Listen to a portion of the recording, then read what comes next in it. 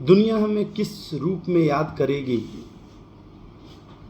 इसके लिए ज़रूरी है कि हमारी रुचि किस में है और हम इकट्ठा क्या कर रहे हैं।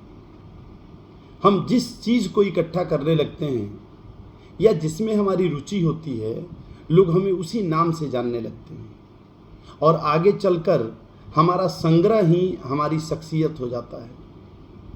जैसे फूलों को इकट्ठा करने वाले को हम फूल वाला कहते हैं, तो रद्दी बटोरने वाले को रद्दी वाला कहते हैं। दूध बेचने वाले को दूध वाला कहा जाता है, तो कचरा इकट्ठा करने वाले को कचरा वाला कहते हैं।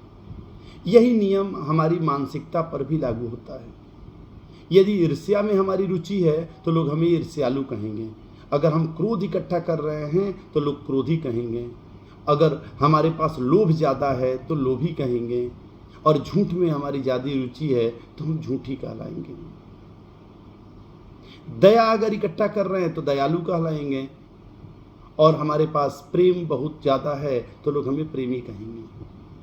यानी विकारों का संग्रह हमें विकारी बना देता है, तो विचारों का संग्रह हमें विचारवान बना देता है। सत्य में आस्था हमें सत्यवादी बनाएगा, तो गप्प में आस्था हमें गप्पी बना देगा।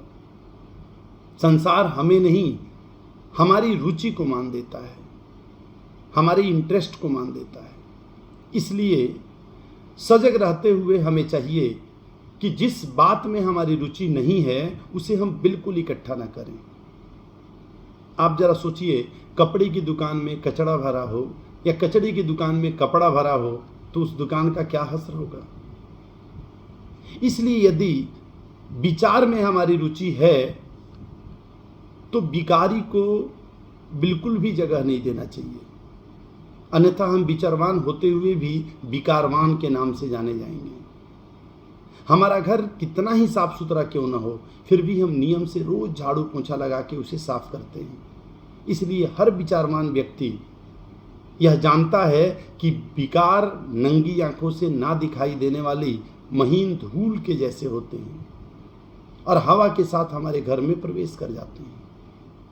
कबाड़ी कितना ही संपत्तिवान क्यों न हो, उसकी रुचि कबाड़ एकत्र करने में ही रहती है।